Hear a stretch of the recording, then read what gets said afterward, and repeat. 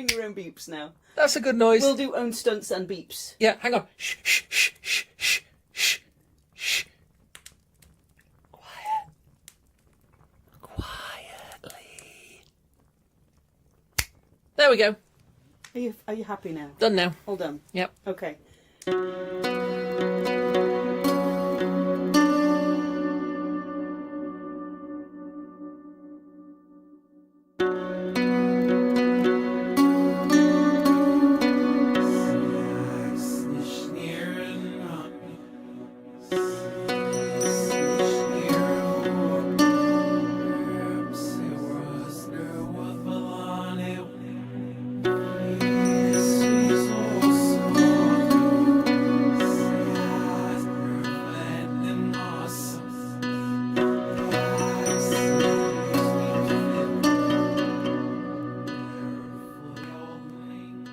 Hello, lovely listeners. Hello. Around the world. Because I've seen where some of the countries of origin of where our listeners come from, and you are everywhere. Really? It's awesome. Really? Yeah. Where away?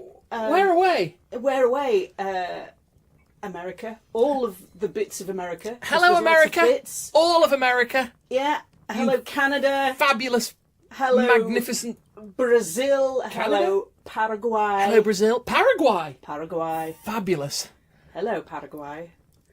Hello, Germany, Spain, France, Portugal. I'd say hello in all the respective languages, but I can't. So if I just say hello, you can do Google Translate. You don't need to do Google Translate. No, you're listening to it in English. Yeah. You'll be fine. Yeah. Italy, Russia, all the way. Hello, Italy. Hello, Russia. Hello, Germany. Hello, France. Australia. Oh, Shout out to New Zealand because it is gorgeous. I have seen it on the telly. I have never been. I would love to go. Bit far for a Sunday drive. Probably never but will. Looks stunning. But hello, New Zealand. Hello, all the countries that we have lovely listeners from. Please come and park up around the virtual campfire because it's time. It's a very big virtual campfire. It's all good. It kind of expands and contracts to fit the number of people and we need to fit in. You see, Like it's South good. Park. Yeah. Awesome. Like the TARDIS and South Park and all those other like Midsummer for Midsummer Murders. Yep. Just kind of what's the word? Psychosomatic space. Psychoreactive. Thank you. Yep. What did I say? Psychosomatic. You said psychosomatic. Not that one. Psychosomatic is where you like get a symptom because you think you're ill, so you like kind of your mind makes you ill. Yeah, no, not that one. Yeah. Psychoreactive space. Yeah. Yeah, all good. So the virtual campfire, there is plenty of room. So much room. So much room and coffee and marshmallows and good company for the next 25 minutes or so. Welcome, lovely listeners, to Frithcast episode 55. 55. Music goes here. Do do do do do do do. Do do do do do do do do do do. Do do do. I know how it goes. I just can't get my voice down that far. Well, I mean, I can, but I don't want to. Oh, okay. Because I'm trying to. Yeah, I know. I'm trying to work on that. But anyway, do do do do do do do do do do do do do, and we're done. So, I'd like to introduce. Do you want me to introduce? Please do. I'm gonna introduce my lovely wife here. This is Suzanne. Suzanne, say hello to the listeners. Hello, listeners. Tell them a little bit about yourself. Ooh. All right then. Where do I start? Wherever you want. Don't know. Grew up in Yorkshire, that kind of bit. Are you If you talking like. about that, or Yeah, are yeah. you thinking something a bit kind of more like flavour texty? We can go right back to the start if you want. Woo-wee. That's a long way away. Let's not do that just yet. Okay. I am an ambassador for an organisation called TAC, which is the Asatru community. I've been heathen for over 20 years, and as such I have collected a large amount of random knowledge, which I'm now getting to put in podcasts. Yay! Which is awesome. I would also like to introduce my lovely wife, Kate. Hello. Who is coffee-powered, Yay! a.k.a. the coffee-powered druid. I do my best. Spectacularly so, dear, spectacularly so. So, welcome to episode 55 of Frithcast Around the Virtual Campfire, we're going to have a bit of a conversation today about an issue that's kind of poked its head up academically recently. Okay. And it's been in the popular media in various different kinds of interpretation. So we thought we'd have a go. If you're wondering what it's all about, we thought we'd have a go in the next 20 odd minutes or so in talking you through what it is, what the main points are, all of that jazz. Okay. So, we're going to take a virtual trip to Sweden. Yay. Yay. Also a lovely place. Also somewhere I've seen on the telly but never been. Also a lovely, flipping awesome place. And we're going to go to a place called Birka. Birka. Birka. Now, I've seen this spelled Birka. Birka. And it's what they call an urban settlement. So it's a Viking town. Okay. So it's what they call an urban centre, which always seems a very dry description for me for all of the functions that a town encompasses. But in archaeological terms, it's known as an urban centre. We are doing archaeology. We are doing archaeology in short words so I can understand it. I'll get me trowel. Good show. Just so long as it's a WHS, you'll be fine. This town is founded in about AD 750, and it's the first urban centre in that period for Sweden. So it's pretty big deal. Just for historical if I remember rightly, didn't the Lindisfarne raid, wasn't that in 790 something? Yeah. So we're a little bit before that. A little bit before that. Quite a bit before that. But what you have here is Birka, which is an urban centre, what I would know as a town, or quite a large settlement space, and it's on not necessarily a promontory, but quite a large piece of land that's surrounded on three sides by water, but it's quite wide. It's not like a little narrow point. Don't know what you'd call it. Peninsula? Yeah, kind of. Like a little sticky out bit. An island that isn't quite an island. An island that isn't... It's an island on three sides, and not on the fourth side. So an island on chicken legs. Sorry. An island on chicken legs. It's an island on three sides, so the water goes all the way around three sides of it, but doesn't cover the fourth side, which is basically where it attaches to everything else. Okay. Now, this urban centre has cemeteries dotted around outside the town walls. So one of the things that marks an urban settlement, the organisation of an urban settlement, is where you bury your dead is outside of the places that your living are living. Okay. So there are very clear demarcations in, this is the land where we put dead people, this is the land where the living people live and trade and sleep and everything else. You don't put the two together. Well, generally not, no. In this time and place, you don't put the two on top of each other. They have very clear, demarked, segregated space. Yeah. Birka is on a coastline. It's a really big trading centre. It's huge. And it has a hill fort. The coastline's changed a little bit since then, but not hugely much, and there are remains of a hill fort sat just outside the city walls, just to the south of the city. And in that sort of cemetery space that you've got around 3,000 visible grave mounds. Okay. Now, that's not to say there's a burial in each mound. Right. There might be more than one. And it's not to say that every mound marks a single burial. You might have burials that don't have a mound in that same space. Okay. So you've got at least 3,000, which is a lot of funerals. That's a lot of dead folk. It's a lot of dead folk, and they're all in these sort of clearly defined areas outside the town space. This particular space, all of these cemetery spaces, all of these 3,000 burial mounds, you've got a chap called Stolper who comes along in 1878 and excavates around a third of these 3,000 burial mounds. He excavates 1,100 burial mounds. In how long?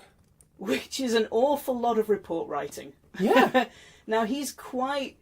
That's some serious Harris matrix. That's some... Yeah, I do not want to even go into what the Harris matrices would be doing for that amount of context layers. But no, his record keeping at the time is quite unusual. He's the first archaeological excavator to use graph paper. Okay.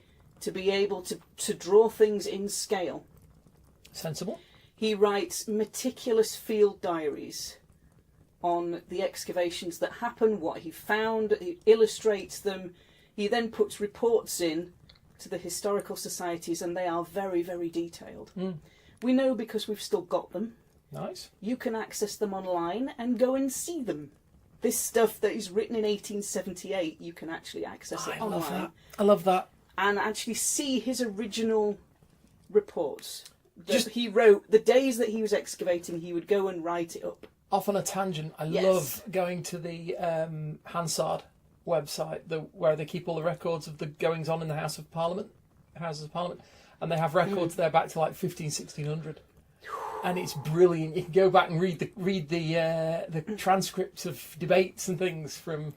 It's awesome. Just the language is awesome. Well, this is an archaeologist at the time who's doing something very, very unusual. He's not just saying, found 3 bits of gold and some old pot that I threw away, which is more likely to be what the archaeologists at the time are doing because they're after the shinies. Yeah.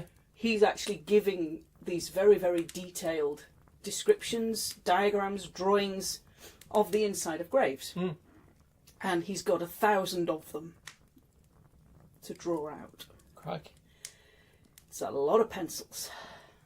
Right there. A lot of graph paper. And I didn't even know there was graph paper in 1878, but there you go. It's one of the first ones to use, the first one that I know of that uses graph paper in his scaled drawings of the grave sites that we would do now with a planning frame. Yeah. And you would put the planning frame over the top and mark it onto graph paper in scale. Yeah. He was doing that, but he was doing it in 1878, which is awesome. Ahead of his time.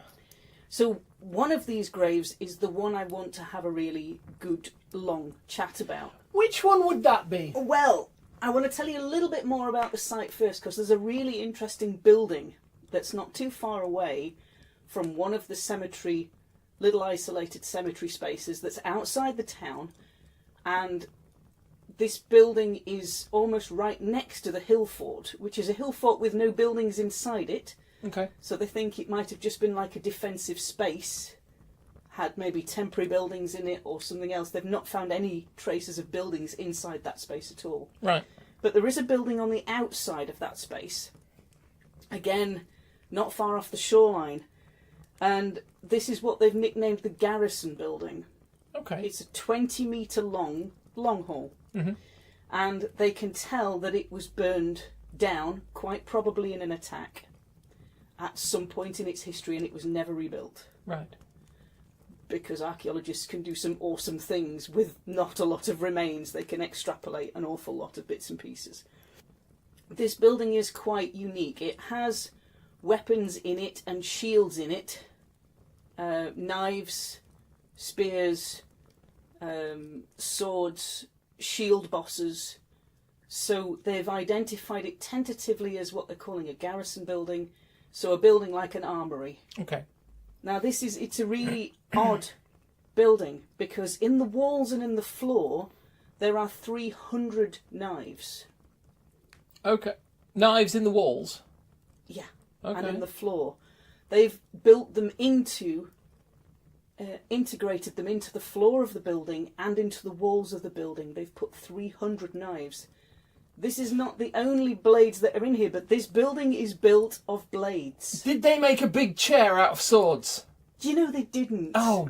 I'm gutted as God much darn. as you are. I am. But the other thing they found was that the foundations of the building, you often find that sometimes there's stuff underneath the building, like a hardcore base that they then put a building on top of. Yeah. The hardcore base for this building was mostly spears. It's built on a base of spears, and it has knives in the wall, and it contains a huge amount of weaponry. very expensive kit. They've got remains of chainmail in there, lamellar armour in there. I don't mean to get all technical. Yeah. But this is sounding like a spiky-ass building. It's one spiky-ass building. And it was burned, probably in an attack on Birka. Okay. And it was never rebuilt after that point. And I don't know what walking into that building must have felt like. 300 knives? 300. I mean, that's a lot of knives. A lot of knives. That you could be using for... Is a utility tool. But also in there you've got suits of armour. And a suit of armour, chainmail or lamellar armour, is incredibly expensive. Swords, the only function of a sword is to kill somebody. Yeah. If you've got a spear, you can use it to hunt. True. If you've got an axe, you can use it to chop wood. Yeah. And kill people. A spear, you can use it to hunt animals and kill people. The only function of a sword is to kill people. This is true. Yeah, so the contents of this building represent a huge investment in wealth. Okay. That they've just sat there, basically. Yeah. Now, not far off this building, there are 4 graves. There are 3 adults and 1 child. The child has no grave goods with it at all. Okay. And of the 1,100 burials that this guy excavated in 1878, which we've got all the reports for, 75 of them have 1 or more weapons in. Okay. That's it. So not that many. Not that many, but that's actually quite a familiar pattern for anybody who's excavated graves. You very, very rarely find shiny things in them. Okay. Very, very rare. So it tends to be why the big graves, things like Oseberg and Sutton Hoo, where you've got a phenomenal amount of grave goods, make archaeologists very, very excited. Yeah. Because they have lots of things to play with, or normally it's osteologists that gets very excited because they've got lots of skeletons to play with. But they are, even then, they are an anomaly. So they have to be... So graves with goods in are very, very rare on their own. Graves with like more than basic goods in, so maybe a knife and a handful of beads, maybe a cup. Beyond that, you're looking exceptionally rare, which is why we've not found so many of them. Okay. So you've got a little group of 3 adults and a child, which are in a little sort of isolated patch of ground, very near to this garrison building. And one of those burials has grave goods in it. And it doesn't just have grave goods in it, it has quite a lot of very shiny grave goods in it, which makes archaeologists very excited. Okay. And this grave that I'm talking about has a wooden chamber. So they built a wooden chamber and then raised an earth mound over the top of it. Right. So this wooden chamber, the body has been interred wearing like steppes, Eastern Viking style clothing. Okay. So they've got a hat with a horsehair plume on it. They've found the metal fixings for where the plume would have gone. Yeah. They've there are 2 horses in the grave. Horses? Horses. Okay. Yeah. So once you've killed a horse, you've got to then manage at least 2 tons of weight into a hole in the ground and put it in there fairly carefully. And they've done this twice. Okay. They've put them at the foot end of the grave, and the 2 horses are sort of cramped up next to each other. One of those was kitted out for riding. It's got a bridle on. You've also got a large number of weapons in that grave. Okay. You've got arrow points, so there was likely a quiver in there and a bow in there. You've got a long knife in there and a shield boss in there. Lots and lots of shiny kit. So this is somebody for whom weaponry is important? Possibly. Okay. I'm going to come back to that. Park it. Do they save it? I've stuck a pin in it. Save it for the ladies. I always do. Oh, I know. Yeah, save that one till later. So this grave has a lot of weaponry in it that is arrayed very, very close to the body itself. And the body itself is dressed in some fairly high status clothing. Okay. Which we don't have a lot of left because it's inorganic preservation all the skin's gone, the tissue's gone, the fabric's gone, the leather's gone. What we have is basically bones and It's all metalwork, moulded away. and the soil has essentially taken the rest of it's broken itself down. Okay. And you don't get a lot left. So the other thing you've got in there is a bag of gaming pieces, All right. like a Tafel set, Mhm. half and Tafel set. And they are, again, put the bag of gaming pieces has been put very, very close to the body. Okay. And there is an iron bordered gaming board Mhm. that's stacked up on its edge, again very close to the body. Okay. So we've found there are other places where you find these gaming sets, and they're generally associated again with high status people. Okay. High status people who, it has been assumed, have some kind of ability of command, because they're learning, there's a strategy game involved. Yeah. So you don't find them, you'll notice by what I've sort of talked about, there's no oval brooches, Mhm. there's no beads, Okay. there's no toiletry kits. This is a very specific set of goods, All right. very deliberate. So this grave I'm talking about would have originally been marked by having a large boulder put on top of it at the edge of the mound, and it would have been visible from a promontory. Okay. It comes to mind the Ibn Fadlan account of the burial, where they say basically the chieftain is placed on a promontory so people who go past can see his grave. Sutton Hoo is the same. It's a huge big grave mound that you can see from the coast. Beowulf is the same. Beowulf is the same. So even though there is sort of geographical difference, these are the things that it brings to mind in my mind. Mm-hmm. The fact that there would have been this huge big boulder over this grave on the coastline, visible from the coast. So let's sum up. Do it, do it, do it. I'm going to drink some more coffee. We've got a grave Mm-hmm. positioned in a fairly exclusive spot next to a garrison house, which was built with 300 knives in the walls and floor on a base of spears. How metal is that? That's Literally, pretty how damn is metal. that? So we're How looking metal is at that? we're looking at some sort of military emplacement Yes, of you've got a hill of some fort there of some as well. description, Yeah. and the hill fort. Yeah. So we've got a person buried in this grave who, for whatever reason, required sending with them into the netherworld. Yep, 2 horses, yep, one kitted out for riding, yep. a large selection of weapons of all different sizes, Yep. all Metal different of types. choice. Yep. Very little to nothing of a domestic nature. Very little to nothing of a domestic nature, unless you count something like the axes. Yeah, we had Eastern Rus style, Eastern Viking kind of Yes. clothing, Yeah. and we have a board game / strategy Yes. game and pieces. Which has previously been seen as a strategy Yeah.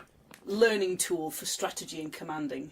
So, what sort of conclusions might be drawn? I wouldn't dare. But I'll tell you what has been drawn. Mm-hmm. I would not want to make a guess of my own. Well, I'm sure some of the people listening will recognise will probably know what we're talking about, this and they'll one. know where this is going. Yeah. What's really interesting is that due to the exceptional nature of this grave, it was upheld as an archetype of the ultimate Viking. Okay. Because it's pretty much got, all the tick boxes. Yeah. Horses tick, weaponry tick, Yeah. shiny kit tick. It's It's a pretty good example. it's pretty martial. It's Let's pretty, put it that way. yeah, it's pretty much warfare focused. Yeah. And as you say, there's no weaving kit, there's no brooches, there's nothing domestic focused in there, in that space. And this is where it gets a bit more fun. Mm. Because this is originally excavated in 1878. Yeah. So you might think, why on earth is it making waves in 2019? What are you two talking about? We know time is circular, but for goodness sake. What's the importance? What is the significance of this guy in this grave? Yeah. Well, 2017, we're going to wind back a couple of years. There was a paper put out in which a set of authors, including an osteologist. An osteologist had been doing a study on a population base and looking at another study to write another research paper. Mm-hmm. And they'd taken some bones out of the archive to do as a control comparison, so that when people were gendering the bones for her study, she could see whether they were accurate or not. Okay. And she took one of these bones out, and the osteologist all looked at it and went, that one's female, that one's male, that one's female, that one's male, with all of her samples. Yep. She was like, oh yeah, great. And then she turned the bone over and realised that what reference number was written on it. Bj581. And this is the number of the grave that it's come from. The 581st grave from the Birka site. BJ. Yeah.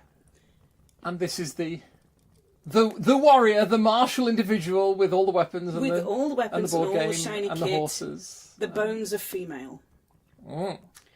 You might say this caused a little bit of consternation in 2017 because it kind of hit at the same time as the perfect media storm TV series Vikings. Yeah. The eminently memeable Lagertha. Oh, bless her. Maybe it's Maybelline, maybe it's the blood of my enemies. So the media went a bit nuts. We've found a Viking warrior woman. Female warrior. A warrior woman. This is clearly the real life Lagertha. Yeah, which some of the media ran with, this is the real life Lagertha, and off we go.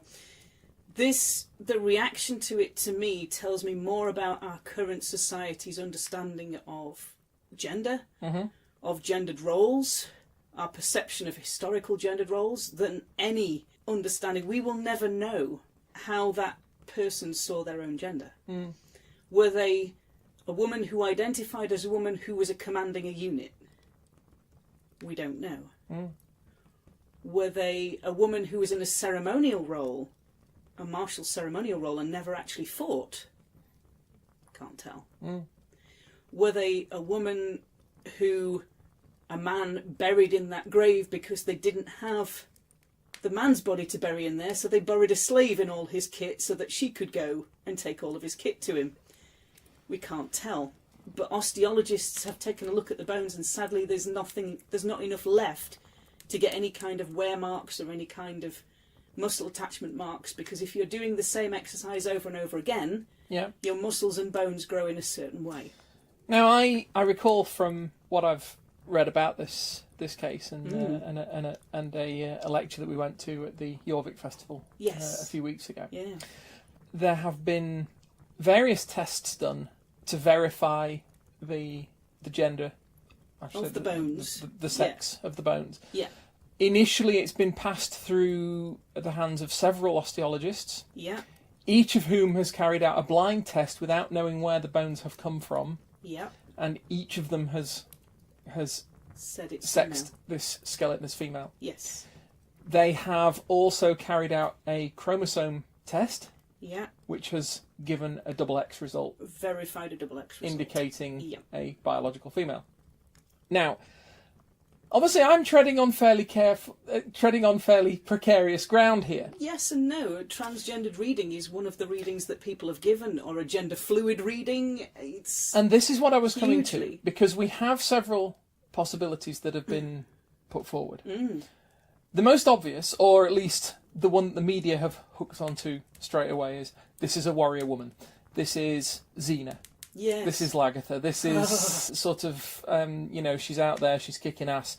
Yeah, the media have got hold of the idea that this is a warrior woman, and it makes them very happy because it's a very likeable idea for our modern society. Yeah, it appeals to our modern sense of gender equality, equity and equality. Yeah, all of that. But our modern sense of gender equality is not their understanding of gender, or indeed that individual's understanding of gender. And these are some of the things that we can guess at, but we will probably never get to. As you've touched on, archaeologists are being a little more cautious now. The team that is leading this research on this particular grave have released a paper saying that their view is that this was a female, a high-ranking military female. Yes. Now, they've said that's not to say that she was necessarily out on the battlefield. As you say, it may have been a ceremonial role. Yeah. We don't have enough information to say whether this person had ever been in combat. Yeah. There's no, from what I understand, there are no wounds or no injuries to the bone structure that we have. However, the skull is missing. Yes. At least the top of the skull is missing. Yeah, So it's like... Not the skull itself is missing. Yeah. So, barring the possibility that this person may have died with a sword through her head... Yeah, big axe wound. There are a couple of skulls that have done that, which is quite nice to find, but a bit grim. We can't say that she's been involved in... combat. Or at least she's not received any wounds in combat. Maybe it is Xena. Maybe she's just too damn good and nobody's ever been able to lay a blade on her. Off you go. So yeah, maybe nobody did, but the other understanding is then that all of these questions we're raising about sex and gender in the Viking Age, the team that has looked at this not only in 2017 but has now looked at it again in 2019 say essentially every reading about this grave we are not challenging. No. We are not challenging people's understanding that it's a very martial orientated grave. It's got horses in it, it's got weaponry in it, it's got clothing in it that speaks of this high-ranking officer. They said, we don't have truck with any of, we're not challenging that at all. No. That stays. None of that is what we're disputing. We're just simply saying that the bones are female. This has put the archaeologists about more than you yelling, "Time Team is great," in a room and ducking. In a whole room full of archaeologists. It's... We suddenly have this situation where an individual who had formerly been, it had been taken as read. This person was a warrior and a warrior of status, and therefore male, and all the accompanying accoutrements everything. Nobody questioned the fact that this was a warrior of status until the bones were identified, and now. There's a question. Well, we know it can't be a warrior because we know that Viking women didn't fight. Yeah, there are a few historical accounts, not many. But again, those are disputed. Yeah. But when this body was assumed to be male, there was no dispute that they held the warrior identity. This dispute has only arisen because the bones have been sexed as female. And we, in the modern day... take it as read that a woman can't be a warrior in that society, in that era. In that society, in that period, in that era. So it essentially opens up this whole bag of rabid ferrets. So because you've got archaeologists now having to look at the grave goods they've got and the skeletons they've got and going, right, does this skeleton match these grave goods? It might be an isolated incident. Yeah. It might be one. And that's it. It might be that the prejudices of the excavators have put a gender onto every burial they've done. This was excavated in 1878. Yeah. The original excavator assumed it was male because of the goods that he found with it. We've heard a lot of archaeologists who've been challenging this interpretation have come up with various other scenarios. I mean, you've already touched on the possibility that it may have been a slave or a servant. Surrogate burial, yeah. Yeah, basically taking, in essence, perhaps taking the grave goods to that person. That person who didn't have a chance to be buried with them and so on, which of course is possible. We've had the ceremonial role that we've talked about already. And we've also had, you have kind of come up on this one, but we've also had the interpretation that has been suggested that this may have been someone born female, but who identified as a man, and was therefore allowed to become a warrior, a man's role. living the in the male gender role. Yeah, and again, that's an even bigger bag of rabid ferrets. Well, you see, this is the thing. Now, as a trans person, I really should be all over that because.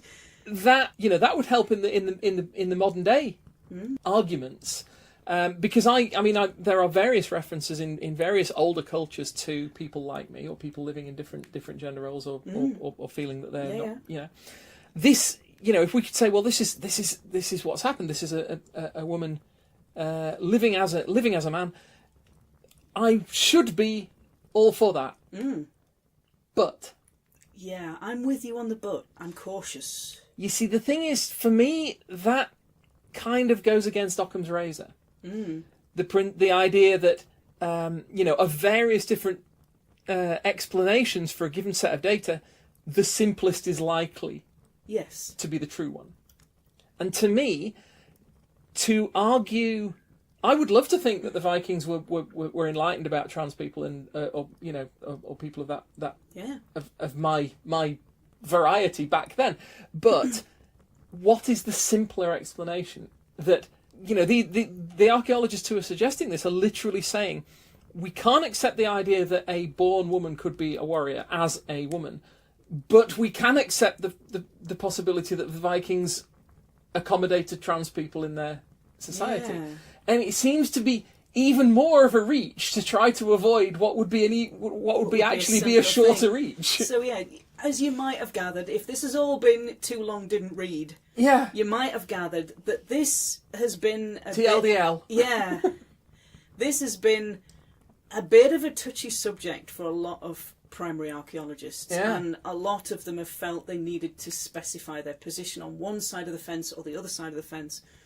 Some have gone right ahead and said that this is an isolated incident, or they've proposed a theory of their own, which, archaeologists and people are entitled to do. Yeah. You're entitled to go and look at the papers for yourself, go and read them. We will put all the links in the description. The 2007 paper and the 2019 paper by the same team, yes, I know, it's very exciting, are both online for free. So you can go and read their research, and you can go and see what tests they've done, what references they've used. You can go and read it for yourself, make your own mind up. And importantly, you can see what they are saying. So a lot of the media coverage has sort of leapt ahead and gone, oh well, this must mean this, and this, and this team is saying, well, yeah, but we're not actually saying that. They are literally reporting on what has been found, what the facts are. So what the facts are and what the interpretation is are two very, very separate skills in the archaeological world. Yeah, this body is biologically female. Yes, we know that. Beyond that, we know nothing. We don't know. Yeah. Jon Snow. We know nothing, Jon Snow. I really feel in this particular case I know nothing, Jon Snow. So, lovely listeners, now we've thrown a little archaeological conundrum your way. You might have seen all the news articles about warrior women going ahead. You might have seen some of the popular media articles. You might have seen all the memes about Lagertha rising again, which is awesome, by the way, and I'm very happy about that. We'll put the links in the description so you can go and read the reports for yourself. Yes, they're archaeological reports, but especially the 2019 one takes it through step by step. Yeah. And in there are some lovely reconstruction drawings of what they might have looked like with all of their kit, which is very shiny. Very nice indeed. Cool. So, lovely listeners, we will leave you with that. Thank you very much for coming around the virtual campfire and sitting and listening to us to prattle on about that Birka grave, Bj581. We hope you've enjoyed the episode. We hope to see you all next time. If you'd like to drop us a friend request, please feel free. If you want to drop us a comment, a query, you want to come and chat to us online, please do. That would be very awesome. If you want to find us online, my name's Suzanne Martin. I'm on Facebook as Suzanne Martin, and I'm on Twitter at Geetha in Jeans. Awesome, and should you want to find me for any reason, you can find me on Twitter and Facebook as Kate Coldwind, and I have a kind of a website at glassrain.net. Good luck, basically. It's all good. Thank you very much for joining us around the virtual campfire. We look forward to seeing you all here next time. Bye-bye. Bye-bye.